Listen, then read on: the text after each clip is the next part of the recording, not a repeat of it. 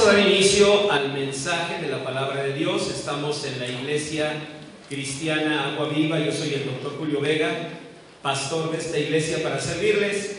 Y vamos a compartir un mensaje más de la serie Los Milagros de Jesús.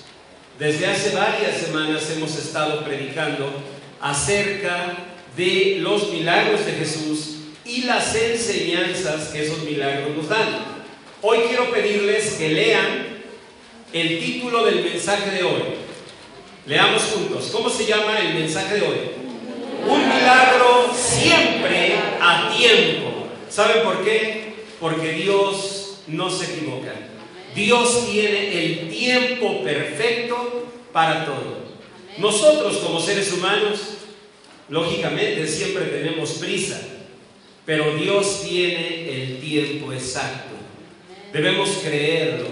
Agustín de Hipona fue uno de los grandes pensadores de la humanidad. Por lo menos sus libros, por ejemplo, La ciudad de Dios y las confesiones, son libros que forman parte del principal tesoro de la literatura universal. En el pensamiento cristiano, Agustín de Hipona, hermanos, ha trascendido los siglos. ¿Y saben por qué se los menciono? Porque un día, cuando conoció a Cristo, él lo conoció cerca de los 30 años, Agustín de Hipona escribió estas palabras: amor maravilloso, a mí llegaste tarde. ¿Saben de qué estaba convencido? De que Dios había llegado muy tarde a él. ¿Por qué? Tenía 30 años. 30 años les parece a ustedes como que ya, ¿para qué? No, ¿verdad? Alguien de 30 años dice, por favor, estás en plenitud de vida. Pero depende, pues, cómo hayamos vivido, cómo pensemos nuestra vida. Agustín de Hipona había vivido una vida licenciosa. Agustín de Hipona ya no tenía esperanzas, había cometido errores graves, llevaba culpas, incluso la muerte de una persona la llevaba sobre sus espaldas. No que él haya matado a esa persona, pero que sus litigios como abogado permitieron el crimen de esa persona, y eso Agustín lo llevaba en su corazón: culpas, frustraciones, amarguras, situaciones familiares, todo lo que se quieran imaginar. Por eso, cuando él conoció al Señor a los 30 años, él dijo: amor maravilloso, a mí llegaste tarde. Pero esto no es así, no puede ser así. Dios no llega tarde. Su palabra es clara. Dios es perfecto. El Señor Jesús dijo: sed perfectos como vuestro Padre Celestial es perfecto. Dios es perfecto. Amén. Amén. Y por tanto, no se equivoca. Se los digo porque a veces nosotros nos confundimos. Vean esta historia. Está en su hoja de mensaje o en San Marcos capítulo 5. Dice así: pasando otra vez Jesús en una barca a la otra orilla, se reunió alrededor de él una gran multitud, y él estaba junto al mar. Y vino uno de los principales de la sinagoga llamado Jairo, y luego que le vio se postró a sus pies y le rogaba mucho diciendo: mi hija está agonizando, ven y pon las manos sobre ella para que sea salva y vivirá. Fue pues con él, y le seguía una gran multitud y le apretaban. Pero una mujer que desde hacía 12 años padecía de flujo de sangre y había sufrido mucho de muchos médicos y gastado todo lo que tenía y nada había aprovechado, antes le iba peor. Cuando oyó hablar de Jesús, vino por detrás entre la multitud y tocó su manto. ¿Qué vemos en esta historia? Vemos 3 necesidades. La primera, la de un hombre importante, principal de la sinagoga, seguramente un hombre rico, con una gran posición social, y este hombre era un hombre que sin embargo tenía una necesidad, y no una necesidad cualquiera. ¿Cuál era su necesidad, hermanos? Su hija se estaba muriendo. Yo le pido a Dios que el Señor me recoja sin el conocimiento de una noticia así. que el Señor no me permita en vida mirar ese dolor de la muerte de un hijo. Me imagino que debe ser terrible enfrentar algo así, algo semejante. Este hombre lo estaba viviendo. El poeta dijo que para una madre que pierde a su hijo, un padre que pierde a su hijo, no hay palabra. A una esposa que pierde a su esposo se le llama viuda. A un hijo que pierde a su madre se le llama huérfano. Pero a un padre o una madre que pierden a un hijo, no existe una palabra para llamarle. ¿Por qué no existe esa palabra? Porque ese dolor va más allá de lo comprensible, ¿sí? Y ese hombre lo estaba viviendo.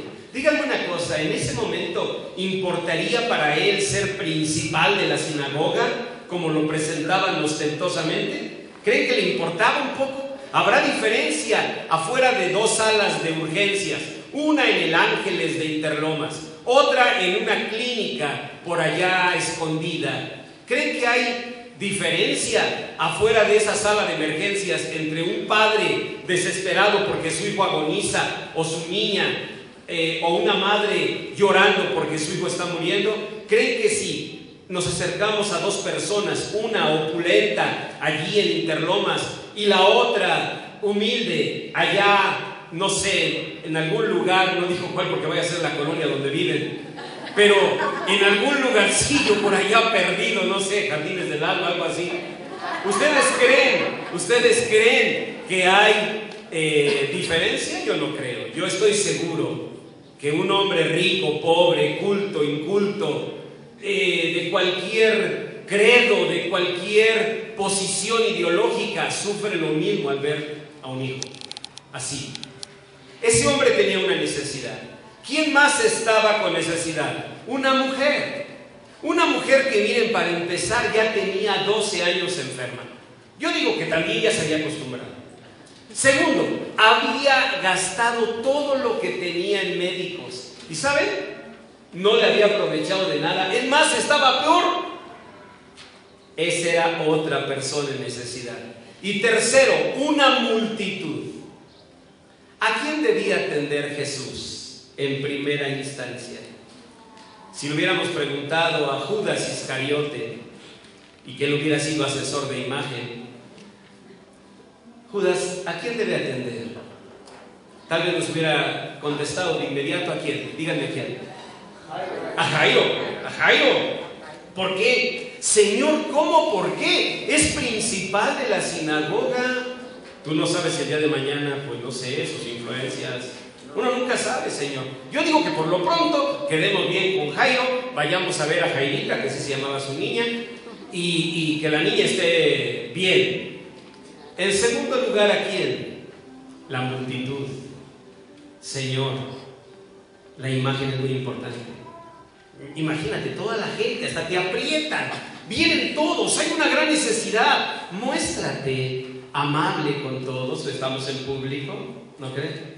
Pero yo les aseguro que muchos habrían recomendado que, bueno, y en última instancia, pues a la señora esta del flujo de sangre, pues total, ni dinero tiene, ya gastó todo lo que tiene, así dice la Biblia, ¿no? Así que ni dinero, ni va a pagar la consulta. Entonces, ¿para qué la atendemos?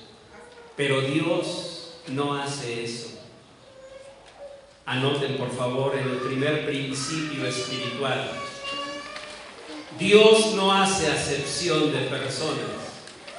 Primer principio que debemos tener claro cuando estamos en una necesidad, porque hay voces de la conciencia, voces de los complejos, voces de las heridas que nos hacen decir: ¿para qué vas? ¿Tú crees que Dios te va a atender a ti? Hay quienes así hasta lo dicen.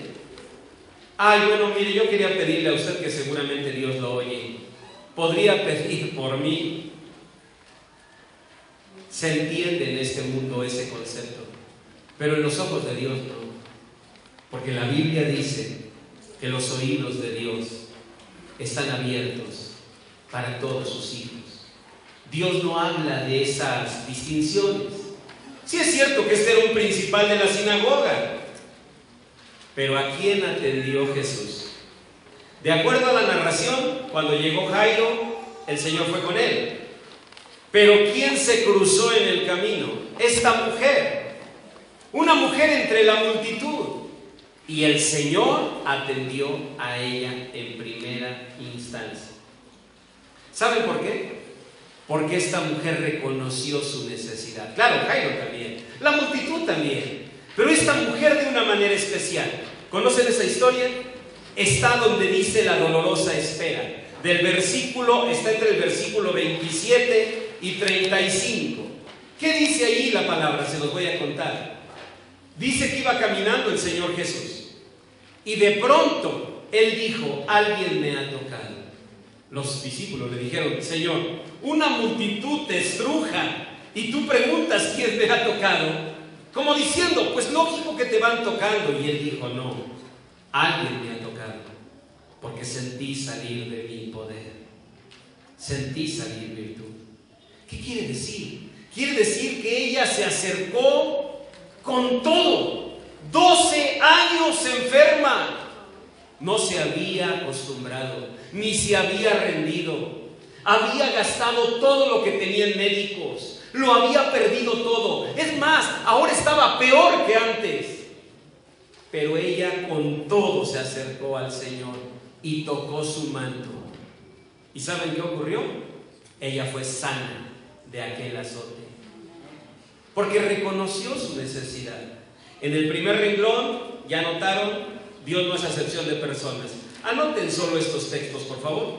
En ese mismo renglón, Hechos 10:34, Romanos 2:11, Gálatas 2:6, Efesios 6:9 y Colosenses 3:25.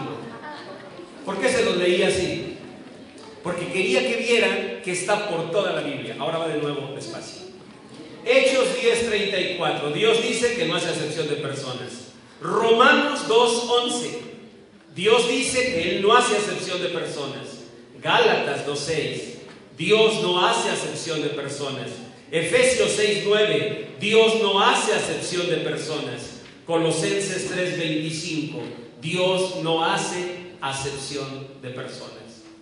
Por toda la Biblia esa verdad retumba. Dios no hace acepción de personas. Acerquémonos confiadamente al trono de su gracia para alcanzar misericordia y hallar gracia para el oportuno socorro. Hebreos 4:16. Clama a mí y yo te responderé. Cita Jeremías 3:33. Muy bien. En todo lo que dice la Biblia, Dios nos está diciendo: ven a mí. ¿Por qué Dios bendijo a esta mujer? Renglón 2, porque reconoció su necesidad. Santiago 4:6, anoten en el segundo renglón. Reconocer la necesidad es importante. Miren, hermanos, muchos de nosotros, como decía mi papá, podemos, ¿cómo es? Ser tumbados por el hambre, pero el orgullo nos levanta. ¿Han oído esa expresión? Muy mexicana, ¿no? Bueno, de la zona del Bajío. El hambre me tumba, pero el orgullo me levanta. Y nosotros pensamos que ese orgullo es positivo. Pero ¿qué dice en Santiago 4:6? Dice: Dios resiste a los soberbios y da gracia a los humildes. Nosotros necesitamos humildad.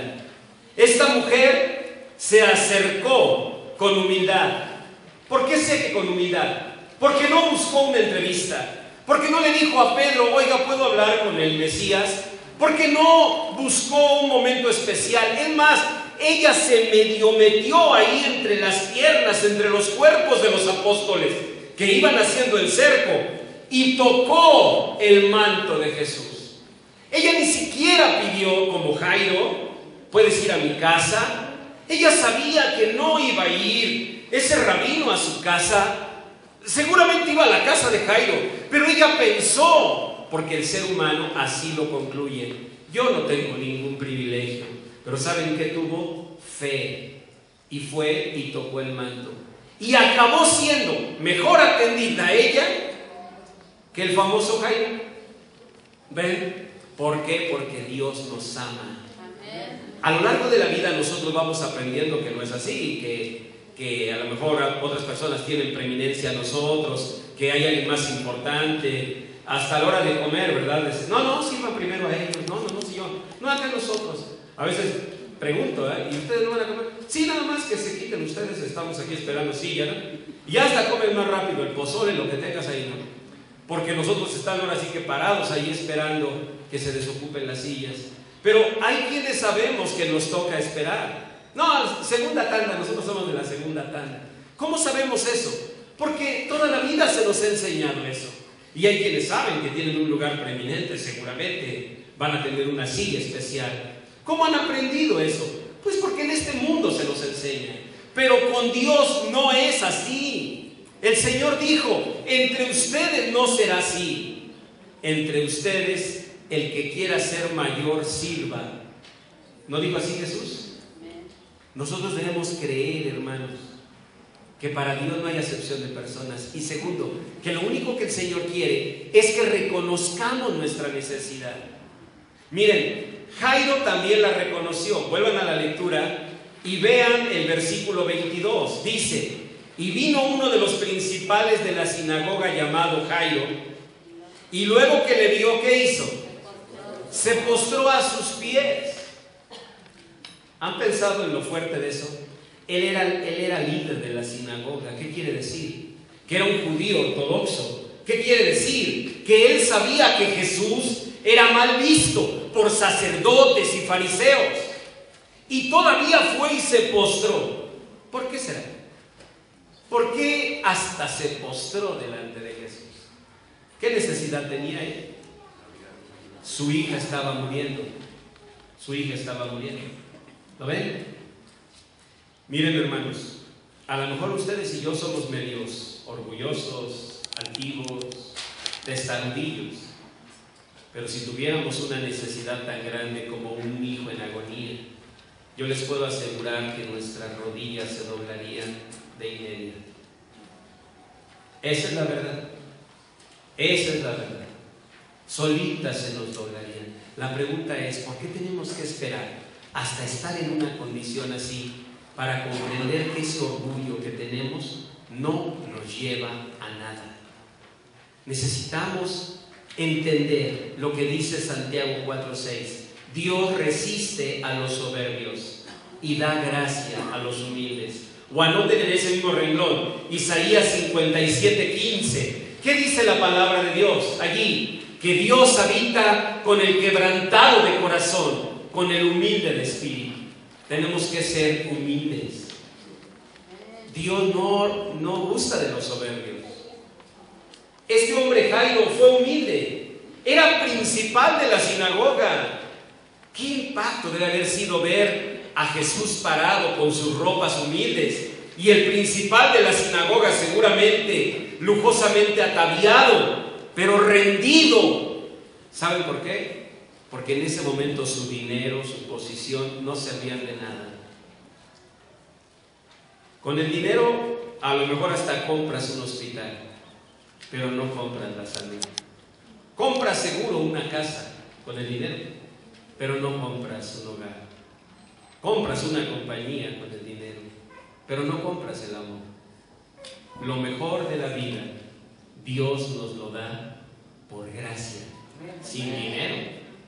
Y este hombre no le servía de nada su dinero. Este hombre necesitaba algo que el dinero no puede dar, y era la vida de su hija. Este hombre por eso se postró. La mujer con flujo de sangre se humilló y solo tocó su manto por detrás. Ni siquiera se puso frente a él, no se consideró digna. Necesitamos humillarnos, reconocer esa necesidad. Y número 3, dejar los tiempos y formas al Señor. Eso sí, nunca le digas a Dios lo que Él tiene que hacer. Si se lo dices a tu marido y te aguanta, cosa tuya. Si un día le dices al pastor, cosa tuya. Pero a Dios no le digas. ¿Saben que Jairo sí le dijo? Sí le dijo. Dios sí le dijo. dijo, véanlo, Jairo le dijo al Señor, vean en el versículo 23, y le rogaba mucho diciendo, mi hija está agonizando, ven y pon las manos sobre ella para que sea salva. ¿Qué le estaba pidiendo? Díganme qué le estaba pidiendo. Le estaba diciendo, Señor, quiero que por favor vayas y le pongas las manos. ¿Quién era Jairo para decirle a Dios cómo iba a sanar a esa niña?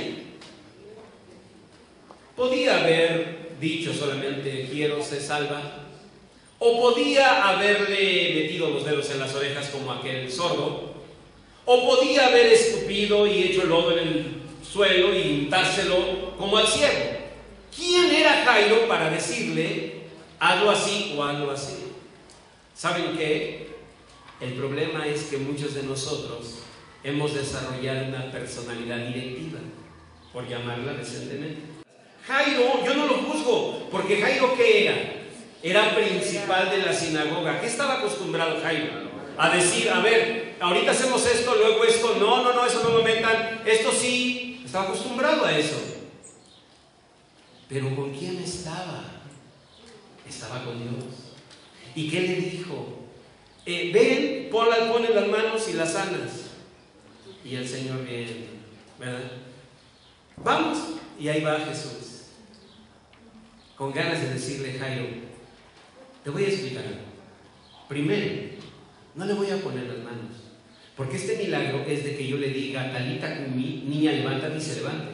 Segundo, no voy a llegar a tiempo, tu hija va a morir. ¿En serio? Va a morir. ¿Pero cómo que va a morir?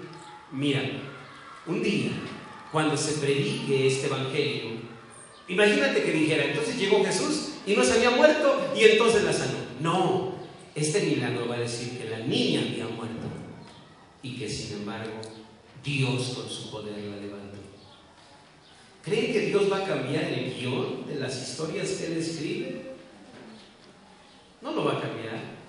Dicen que Miguel Ángel, el escultor, cuando hacía una obra, una escultura, algo que le chocaba es que los que lo contrataban, casi siempre el Papa, le dijeran, sí me gusta, pero si le puedes modificar un poco la mirada, la ceja como que se ve así, no sé, diferente, quiero que la subas con más intensidad.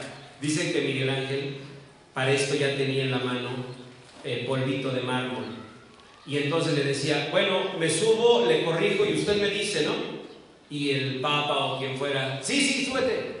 Y entonces Miguel Ángel se trepaba en la escalera con el polvito aquí en la mano y empezaba, a ver, le quito más, y no le estaba quitando nada, allá en las alturas.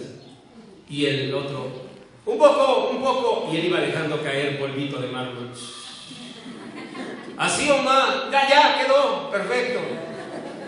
Y dicen que Miguel Ángel no modificaba sus obras, él decía que estaban bien y no le interesaba que alguien dijera que no.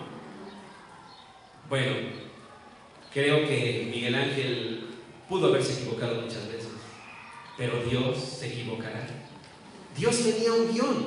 ¿El guión cuál era? El guión era, vamos a tu casa, en eso la mujer enferma de flujo de sangre toca mi manto, me quedo platicando con ella, en eso tu hija se muere, llegan corriendo a darte la noticia y vamos a resucitarla. En otras palabras, ¿sabes qué tiene planeado para ti Dios? Un milagro más grande de lo que tú esperas. Amén. Tú esperas una sanidad. Dios tiene preparado para ti una resucitación. ¿Ven?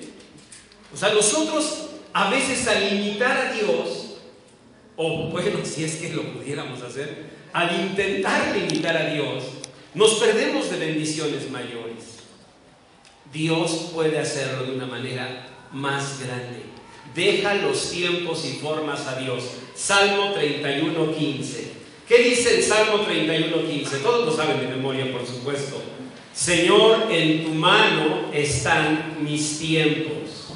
Eso dice. En tu mano están mis tiempos. Hermanos, quítense de ideas que no son de un hijo de Dios. Nada de karma, nada de destino, nada de maldiciones, nada de horóscopos. Eso no es de un hijo de Dios. Es triste cuando oye uno, no, pues ese es el karma, ¿no? Me dicen a mí luego de la caída del pelo, pues es karma. No, le digo, es grasa. Bueno, no sé qué realmente que sea, pero el caso es que se cayó. Pero la gente que habla de karma, habla primero que nada un lenguaje medio extraño para un hijo de Dios.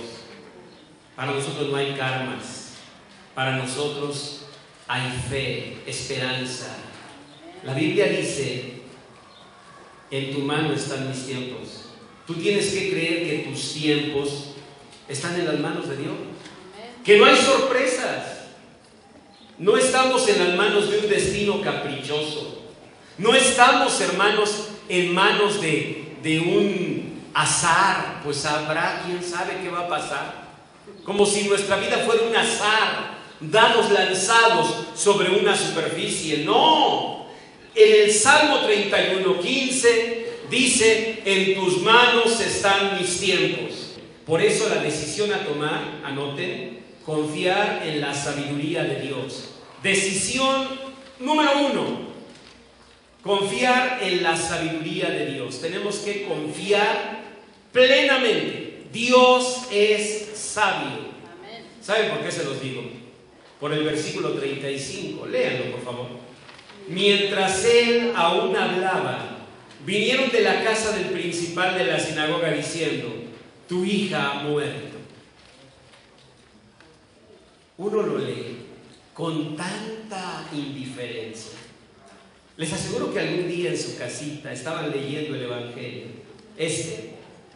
con una tacita de chocolate y una concha, y remojaban la concha mientras leían, mientras él aún hablaba. Tu hija ha muerto. ¿Para qué molestas más al maestro? ¿Ustedes creen que ese hombre lo vivió así? Yo le pido a Dios no escuchar eso en mi vida. Debe ser devastador, debe ser horrible, espantoso. Me ha tocado atender a personas que han perdido a su hijo como pastor, profesionalmente. No tengo palabras, excepto las de Dios. Yo no tengo palabras. ¿Qué le voy a decir a una persona que ha sufrido un dolor tan inmenso? ¿Qué puedes decir? Ese hombre, les aseguro que en ese instante quedó fulminado, quedó deshecho. Dice en el verso 37, y no permitió que le siguiese nadie, sino Pedro, Jacobo y Juan, hermano de Jacobo. Y vino a casa del principal de la sinagoga, y vio el alboroto, y a los que lloraban y lamentaban mucho, y entrando les dijo, ¿por qué alborotáis y lloráis? La niña no está muerta, sino duerme. ¿Y qué dice el versículo 40? Y se burlaban de él. ¿Han vivido ese momento en que Dios te dice, por una parte, yo estaré contigo, yo supliré todo lo que falta? Dios por una parte te dice, yo soy tu sanador, y por otra parte otros te dicen, pero ¿cómo crees? No va a funcionar. ¿Han estado en ese momento? En el dilema, que no debería ser dilema para un hijo de Dios. Porque un hijo de Dios debería decir, pues aunque ellos se burlen, si Jesús dijo que la niña vive, punto. ¿Y qué dice la palabra? Sigan leyendo. Dice, y se burlaban, mas él echando fuera a todos, tomó al padre y a la madre de la niña y a los que estaban con él, y entró donde estaba la niña, y tomando la mano de la niña, ¿qué le había dicho el papá que hiciera? ¿Se acuerdan? Arriba, que le pusiera encima las manos. ¿De dónde lo sacó? Pues de algo que oyó. No, es que dicen que un día le puso las manos a uno y que sanó. Entonces él quería por eso. Pero Jesús tenía su plan. En este caso, ¿cómo fue? Tomando la mano de la niña, le dijo, Talita Cumi, que traducido es, niña, a ti te digo, levántate. ¿Y qué sucedió? Y luego la niña se levantó y andaba, pues tenía 12 años. ¿Y qué pasó con los burlones? Y se espantaron grandemente. No fue un corredero que no les puedo contar. Y dice la palabra de Dios así. Y se espantaron grandemente esos burlones. Pero él les mandó mucho que nadie lo supiese y dijo, ¿qué dijo? Léanlo, por favor, señoritas. Ahora sí, todos juntos. Que se le diese de comer.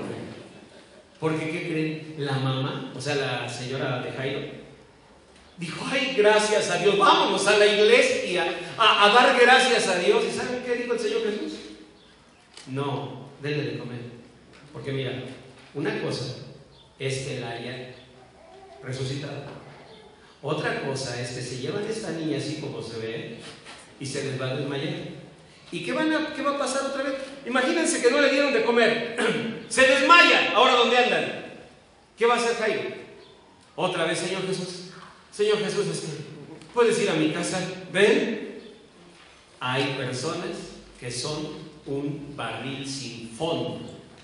Dios da milagros y milagros y bendición y hazte cuenta que no les sirve para nada. Es muy importante, anoten el tercer punto, asumir responsabilidad. Oras por tu hijo, porque anda muy mal, y vas con el pastor. Pastor, ayúdeme con mi hijo, fíjese que anda muy mal. Y ya se atiende a tu hijo. Pero tú sigues sin darle atención, sin darle cariño, sin darle amor. ¿Qué crees que va a pasar en 6 meses? Dime qué va a pasar. Pues otra vez va a andar el chamaco igual. ¿Y qué vas a volver a hacer? Ay, pastor, ayúdeme. ¿No es cierto? ¿Quién está incumpliendo? Tú estás incumpliendo. El Señor le dijo, denle de comer. Porque ese colorcito así amarillo que tiene no es de la resucitada. Es de que no ha comido la niña. Y tiene 12 años. ¿Qué? A los 12 años, ¿cómo comen los niños? ¿Cómo comen los chicos? ¿Quién tiene hijos de 12 años? Para orar por ustedes, que el Señor les supla, Dios les multiplique y les abra las ventanas de los cielos y derrame bendición hasta que sobreabunde. No, porque si tienes hijos de 12 años, cuidado, comen con ganas. Y esta no había comido. Claro, la mamá, ay, pues como estaba agonizando. Pues sí, pero dale de comer, ya está viva, ¿no? Así que el Señor la mandó a cocinar. La mandó a cocinar. ¿Saben por qué? Porque había responsabilidades que cumplir. Nosotros a veces decimos, Señor, dame un empleo. ¿Sí? Pues capacítate, prepárate, actualízate. Ahora tenemos ese problema. En mis tiempos no había problema, porque lo que aprendíamos de Aristóteles, eso dura toda la vida.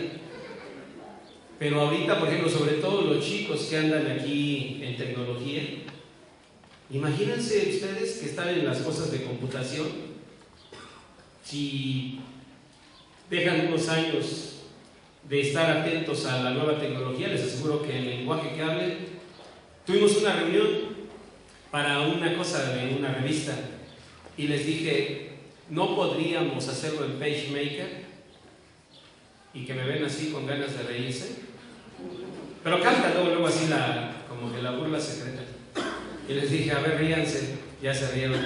Les digo, ¿por qué? Porque ya no existe. ¿A poco no existe el PageMaker? Me dicen, no. Ni la compañía que lo hizo. Ni la compañía.